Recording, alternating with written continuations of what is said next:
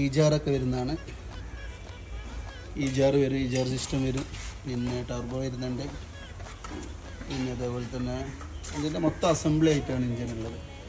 ഈ ഇഞ്ചിന് gear box, ഇതിൻ്റെ wiring, പിന്നെ ECM ഈ സാധനങ്ങൾ വെച്ചിട്ട് മാറ്റുകയാണെങ്കിൽ ഈ LD ഇഞ്ചിൻ HD ആക്കാൻ പറ്റും.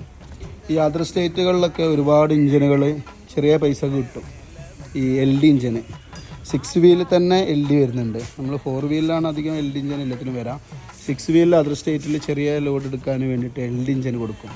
ആ LD ഇഞ്ചിന് വലിയ ഇഞ്ചിൻ ആക്കണമെങ്കിൽ, HD ആക്കണമെങ്കിൽ ഈ HD ഇഞ്ചിൻ എടുത്താലേ നമ്മളെ നാട്ടിലുള്ള നമ്മളെ പണികൾക്ക്, കേരളത്തിൽ ഉള്ള പണികൾക്കൊക്കെ HD ഇഞ്ചിൻ കൊണ്ട് കാര്യമുള്ളൂ. LD ഇഞ്ചിൻ കൊണ്ട് പുള്ളിങ് ഉണ്ടാവില്ല, വലിക്കില്ല.